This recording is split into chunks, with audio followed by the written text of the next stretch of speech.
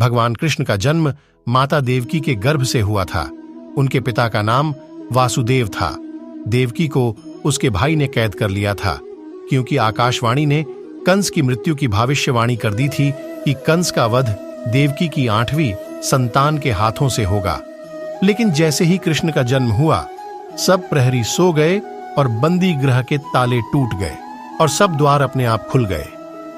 वासुदेव ने कृष्ण को उठाया और यमुना पार करके अपने मित्र नंद बाबा के घर ले गए और उनके घर में उसी रात पुत्री का जन्म हुआ था, उसे वहां से ले आए थे।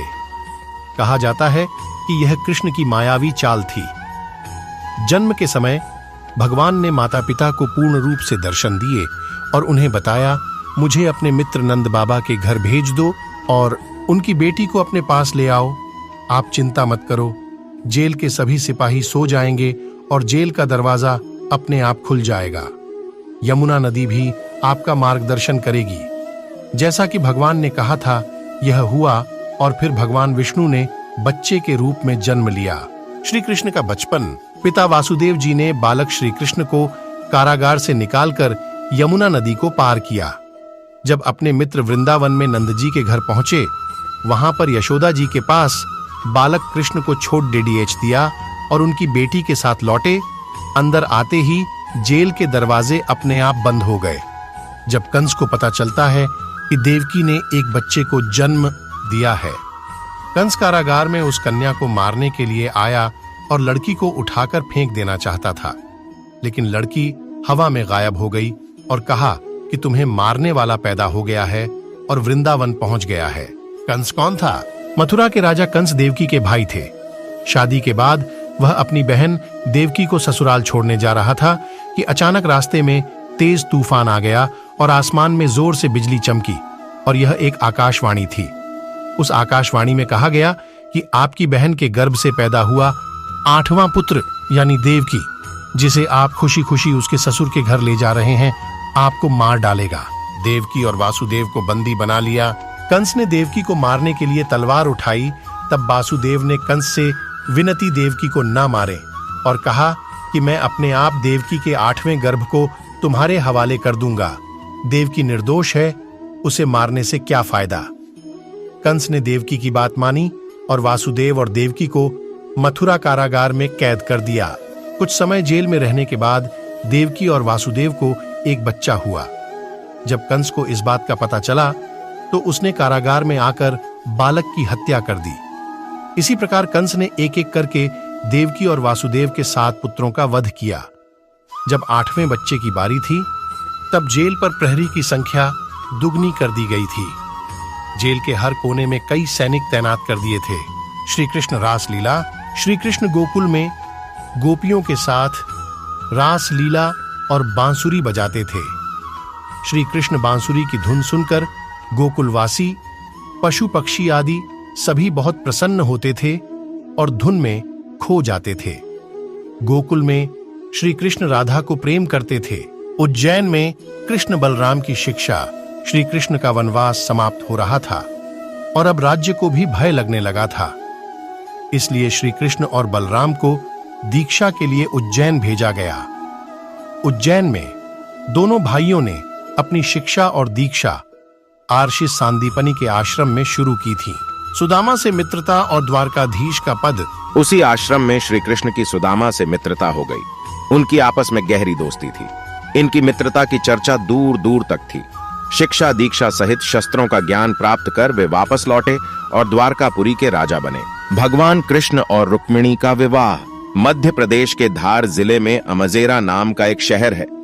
उस समय राजा भीष्मक शासन कर रहे थे। उनके 5 बेटे और एक बेहद खूबसूरत बेटी थी। उसका नाम रुक्मिणी था। उसने खुद को भगवान कृष्ण को समर्पित कर दिया था। जब उसे अपनी सहेलियों से पता चलता है कि उसकी शादी तय हो गई है, तभी रुक्मिणी ने एक वृद्ध ब्राह्मण को संदेश लिखकर भगवान कृष्ण के पास भेजा। श्री कृष्ण को जैसे ही यह संदेश मिला, वे तुरंत चले आए। श्री कृष्ण आए और रुक्मिणी का अपहरण कर द्वारकापुरी ले आए। कृष्ण के पीछा करते हुए शिशुपाल आया, जिसका विवाह रुक्मिणी से होना था। द्वारकापुरी में श्री कृष्ण और बलराम की सेना और शिशुपाल की सेना के साथ एक भयंकर युद्ध हुआ, जिसमें शिशुपाल की सेना का नाश हो गया। श्री कृष्ण और रुक्मिणी का विवाह बड़ी धूमधाम और धार्मिक रीति से संपन्न हुआ। भगवान कृष्ण की सभी पत्नियों में रुक्मिणी का स्थान सर्वोच्च था। कृष्ण महाभारत में अर्जुन के सारथी बने और भगवत गीता ज्ञान दिया। महाभारत के युद्ध में श्री कृष्ण धनुर्धर अर्जुन के सारथी भी बने थे। श्री कृष्ण ने युद्ध के दौरान अर्जुन को कई शिक्षाएं दी थीं, जो अर्जुन के लिए युद्ध लड़ने के लिए बहुत उपयोगी थीं। यह उपदेश गीता का उपदेश था, जिसे भगवान कृष्ण ने सिखाया था। यह उपदेश आज भी श्रीमद्भगवद गीता के नाम से प्रसिद्ध है। भगवान श्री कृष्ण ने इस युद्ध में बिना शस्त्र लिए ही इस युद्ध का परिणाम सुनिश्चित किया था। महाभारत के इस युद्ध में पांडवों ने अधर्म पर विजय प्राप्त की और अधर्मी दुर्योधन सहित पूरे कौरव वंश को नष्ट कर दिया। दुर्योधन की माता गांधारी ने अपने बच्चों की मृत्यु और कौरव वंश के विनाश के लिए भगवान कृष्ण को दोषी ठहराया। इसलिए इस युद्ध के अंत के बाद जब भगवान कृष्ण गांधारी को सांत्वना देने गए, तो गांधारी ने अपने पुत्रों की पीड़ा से व्यथित होकर, क्रोधित होकर कृष्ण को श्राप दिया कि जैसे मेरा कौरव वंश आपस में लड़कर नष्ट हो गया, वैसे ही आपका यदुवंश भी नष्ट हो जाएगा। इसके बाद श्री कृष्ण द्वारका नगर गए। दूर्वा ऋषि का श्राप महाभारत युद्ध के लगभग 35 वर्ष बाद भी द्वारका बहुत ही शांत और खुशहाल था। धीरे धीरे श्री कृष्ण के पुत्र बहुत शक्तिशाली हो गए और इस प्रकार पूरा यदुवंश बहुत शक्तिशाली हो गया। कहा जाता है कि एक बार श्री कृष्ण के बेटे सांब ने चंचलता के प्रभाव में ऋषि दुर्वासा का अपमान किया था। ऋषि दुर्वासा तब क्रोधित हो गए और उन्होंने यदुवंश को नष्ट करने के लिए सांब को शाप दिया। द्वारका में अब शक्तिशाली होने के साथ साथ पाप और अपराध भी व्याप्त हो गए थे। अपनी प्रसन्न द्वारिका में ऐसा वातावरण देखकर श्री कृष्ण बहुत दुखी हुए। उसने अपनी प्रजा को प्रभास नदी के तट पर जाने और अपने पापों से छुटकारा पाने की सलाह दी। उसके बाद सभी लोग प्रभास नदी के तट पर चले गए, लेकिन ऋषि दुर्वासा के श्राप के कारण सभी लोग वहां नशे में धुत हो गए और आपस में बहस करने लगे। विवाद शुरू हुआ। उनके विवाद ने एक गृह युद्ध का रूप ले लिया, जिसने पूरे यदुवंश को नष्ट कर दिया। भगवान कृष्ण की मृत्यु भागवत पुराण के अनुसार ऐसा माना जाता है कि कृष्ण अपनी जाति के विनाश को देखकर बहुत परेशान थे। उसके दुहक के कारण ही वह जंगल में रहने लगा।